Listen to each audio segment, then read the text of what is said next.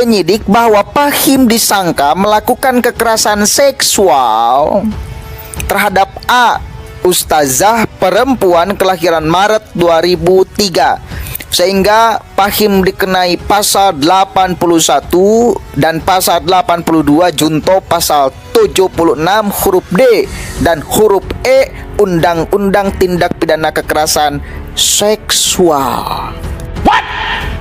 Indonesia sejak dulu kala tetap dipuja-puja bangsa.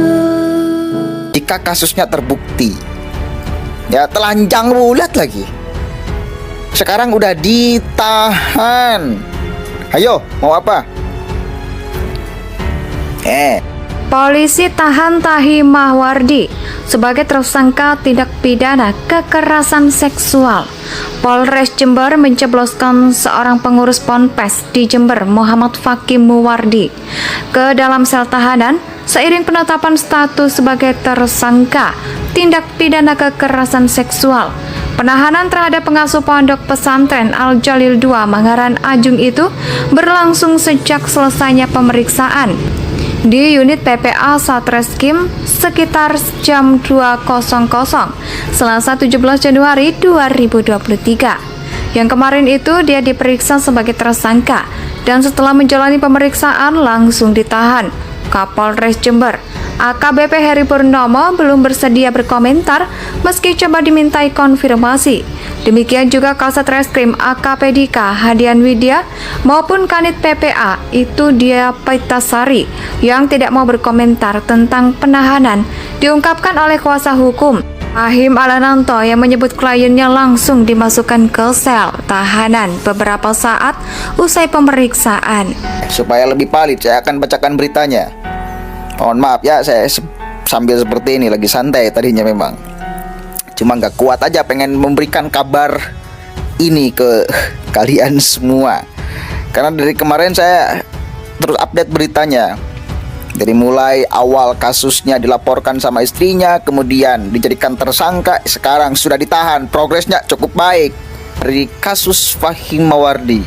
Setelah kemarin dia ditetapkan sebagai tersangka, sekarang hari ini 1 jam ke belakang muncul berita penahanan Fahim Mawardi. Fahim Mawardi resmi ditahan. Ditahan saudara, ditahan. Anda mau ngomong apa? Ditahan. Ditahan. Kita akan menagih janji dia. Jalan jongkok dari Jember sampai Jakarta. Kapolres Jember AKBP Heri Purnomo belum bersedia berkomentar meski coba dimintai konfirmasi. Demikian juga Kasat Reskrim AKP Dika Hadian Widya maupun Kanit PPA Ibtu Diah Pitasari yang tidak mau berkomentar. Tentang penahanan diungkapkan oleh kuasa hukum Fahim Alananto yang menyebut kliennya langsung dimasukkan ke sel tahanan beberapa saat usai pemeriksaan. Kami sayangkan upaya paksa yang dilakukan oleh Polres Jember karena kami sebelumnya sudah mengajukan surat untuk tidak ditahan, ucapnya. Alananto sebatas memperoleh pemberitahuan dari penyidik bahwa Fahim disangka melakukan kekerasan seksual terhadap A, ustazah perempuan kelahiran Maret 2003. Nah, jelas ya, sekali lagi. Penyidik bahwa Fahim disangka melakukan kekerasan seksual terhadap A, ustazah perempuan kelahiran Maret 2003. Cukup cepat lah, alhamdulillah penanganannya. Karena ini memang jangan dianggap sepele nih. Kita baca dulu beritanya. Polisi tahan Fahim Mawardi sebagai tersangka tindak pidana kekerasan seksual. Ngeri. Polres Jember menjebloskan seorang pengurus Ponpes di Jember, Muhammad Fahim Mawardi, ke dalam sel tahanan seiring penetapan status sebagai tersangka tindak pidana kekerasan seksual. Penahanan terhadap pengasuh pondok pesantren Al-Jalil 2 Mangaran, Ajung itu berlangsung sejak selesainya pemeriksaan di unit PPA Satreskrim sekitar jam 02.00 Selasa 17 Januari 2023. Kemarin itu dia diperiksa sebagai tersangka dan setelah menjalani pemeriksaan langsung ditahan. Kemudian, kasus ini bermula dari pelaporan HA, istri Fahim, yang menduga terjadinya perselingkuhan maupun pencabulan di lingkungan pesantren. Sebab Fahim membuat ruang podcast yang belakangan justru dipakai untuk menginap. HA menuding ruang podcast sebagai kedok Fahim untuk menutupi perbuatan tidak senonoh. Atas tuduhan itu, Fahim sudah berupaya membantah dengan mengaku memang hobi menggelar podcast. Adapun kedatangan ustazah maupun santriwati ke ruangan khusus untuk menguji setiap tingkat capaian mengaji. Aduh, Gusti, kasihan. Udah jelas sekarang ya, dia sekarang udah ditahan. Artinya barang buktinya udah didapatkan, udah kuat, udah melanggar pasal. Kemarin saya sudah ngomong, karena ini bukan kasus yang biasa, ini bukan kasus yang ecek-ecek, ini persoalan yang mesti benar-benar serius menanganinya. Sehingga Fahim dikenai pasal 81 dan pasal 82 junto pasal 76 huruf D dan huruf E Undang-Undang Tindak Pidana Kekerasan Seksual. Kiai, ngeri.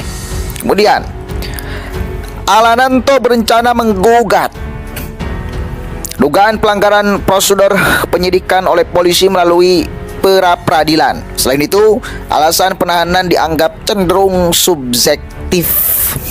Ya dong, pengacara mesti membela kliennya, masa menjerumuskan. Lanjut. Bisa jadi karena takut menghilangkan barang bukti atau melarikan diri. Padahal sampai detik ini kami selalu menghadirkan Ustadz Fahim di setiap proses sampai menjadi tersangka. Kelihatanlah dalam setiap konten yang selalu dia buat, kalau dia ngomong itu jagonya minta ampun. Kalau ngomong itu nggak ada koma, dia terus saja kayak jalan tol. Kayak menghina orang lain, menjustifikasi orang lain, mengatakan orang lain munafik, kafir dan sebagainya. Lempeng aja dia kayak jalan tol, ya. Nggak ada beban sedikit pun mengkafirkan, memunafikkan orang lain yang bahkan sama-sama ahlul kiblat. Seringkali dia mengkritik ulama NU, wah, organisasi NU. Hati-hati loh, kawalat loh. Siapa datang mengancammu kan binasa di bawah durimu. Keramat itu, hati-hati. Tapi yang menarik itu jalan jongkok dari Jember sampai Jakarta, itu janji Fahim kalau memang terbukti dia bersalah. Dan sekarang udah ditahan, berarti kan udah terbukti bersalah. Mau apa lagi? Alasan apa lagi? Anda mau ngomong bahwa ini adalah peristiwa zolim, terjadi di dalam pondok pesantren, yang melakukannya adalah kiai kepada santrinya, bukan satu orang. Maka ini bukan persoalan yang biasa, bukan persoalan yang ecek-ecek. Bahkan saya kemarin berstatement, ketika dia dijadikan tersangka, mestinya langsung ditahan. Karena bukan persoalan yang ecek-ecek dan biasa. Korbannya juga bukan satu, yang melaporkan juga bukan orang lain, sehingga susah untuk kita mengatakan bahwa ini adalah fitnah. Wong yang melaporkannya istrinya, gimana coba? Istrinya yang tentu pasti tahu watak Fahim. Kan dia udah ngomong istrinya, 10 tahun saya bersamanya, saya tahu bagaimana watak suami saya.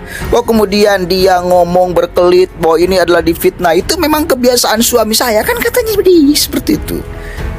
Dia memang jago di dalam mengelak terhadap sesuatu. Pasti bakal ada upaya itu tuh. Wah, ini saya hanya dikriminalisasi aja, ini zolim aja, ini untuk mengkerdilkan nama ulama, ini untuk mengkerdilkan nama pesantren, ini untuk mengkerdilkan nama saya ini.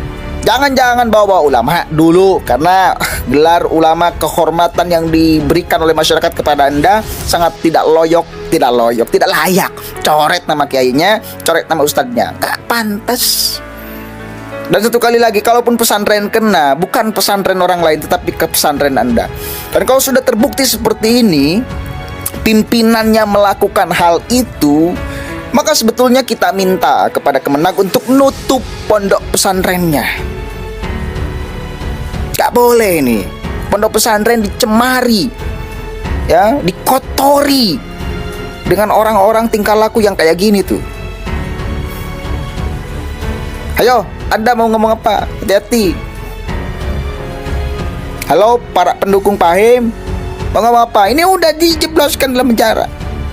Mau mengatakan argumentasi ini adalah zalim? Waduh. Indonesia tanah air beta, pusaka abadi nan jaya.